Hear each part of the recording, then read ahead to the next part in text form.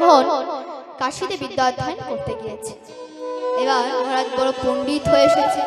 প্রথম প্রথম পণ্ডিত হলে যা হয়, সবাইকে জ্ঞান দিয়ে বেড়াচ্ছে, এই করিস না, এই করলে তোর ভুল হচ্ছে, এই তুই এই করিস না, এই করলে ওই নরকে যেতে হয়, সবাইকে জ্ঞান দিয়ে বেড়াচ্ছে।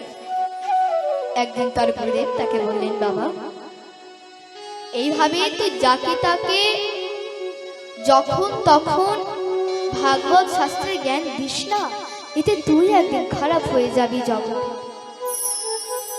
দেখুন মা, ভগবান গীতাতে একদম স্পষ্ট রূপে বলে দিয়েছে যে যার মধ্যে ভাগবত শাস্ত্রের জ্ঞান নেওয়ার রুচি আছে, শোনার ইচ্ছে আছে, তাকে কিন্তু ভাগবত শাস্ত্রের জ্ঞান দেওয়া উচিত।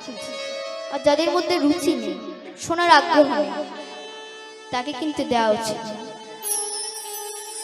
ভগবান গীতাতে একদম স্পষ্ট রূপে বলে দিয়েছে তুই যাকে তাকে ভাগবত শাস্ত্রের জ্ঞান দিস না।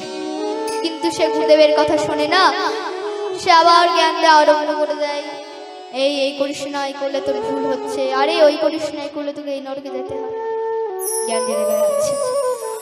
একদিন কি হয়েছে, একদিন সে ব্রাহ্মণ তার গুরুদেবের সঙ্গে কোনো অনুষ্ঠান বাড়িতে যাচ্ছে। যেতে যেতে দেখতে পেল যে একটা ধীবর সেখানে মাছ ধরছে। ব্রাহ্মণ কি বলছে, তুই হবে মাছগুলোকে ধরে হত্যা করবি, এই তোকে নরকে নিয়ে যাওয়া হবে, তুই নরকে যাবি। ধীবর তখন বলছে, আমি যা পাপ করেছি আপনাকে মেরে আমি বেশি পাপ করে তারপর আমি নরকে যাব।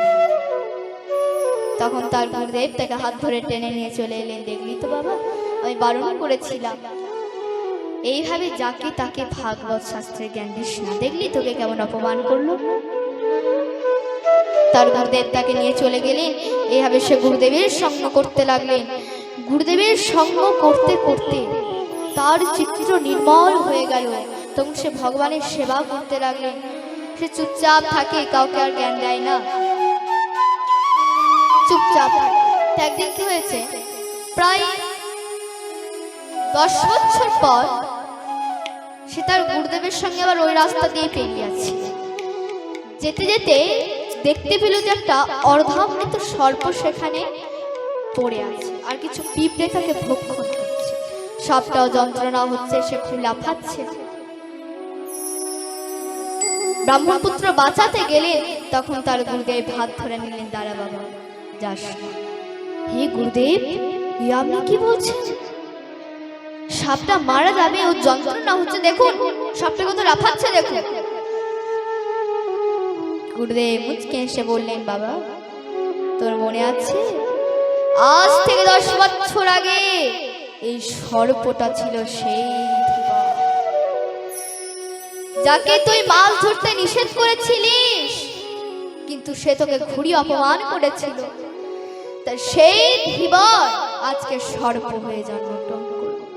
আর ওই দেখতে পাচ্ছিস না, পিঁপড়েগুলো ভক্ষণ করছে, পিঁপড়েগুলো আর কেউ নয়, আগের জন্মে ওই যে মাছগুলোকে ধরে হত্যা করেছিল, ওই মাছগুলো পিঁপড়ে হয়ে এসে আজকে তাকে ভক্ষণ করছে। বলো না গো, রাধে রাধে। রাধে রাধে।